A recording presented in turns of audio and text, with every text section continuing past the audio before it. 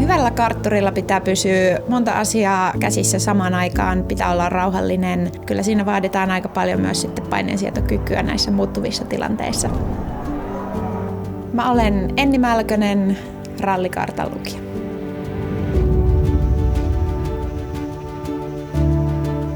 Vuodessa reissupäiviä on tullut tommonen 200. Aika paljon ollaan siellä laukun kanssa tien päällä.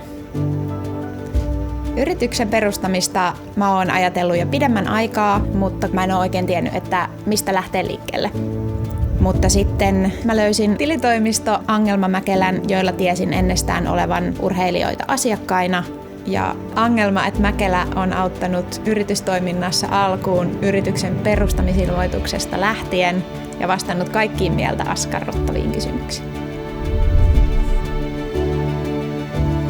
NetVisorin avulla mä voin nähdä mun yrityksen taloustilanteen yhdellä silmäyksellä ja hoitaa maksuliikennettä missä tahansa.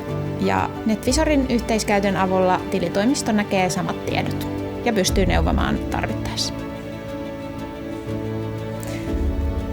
Ralliuran aloittamisessa ja yrityksen perustamisessa on yhteistä se, että tarvii jonkun, joka auttaa alkuun.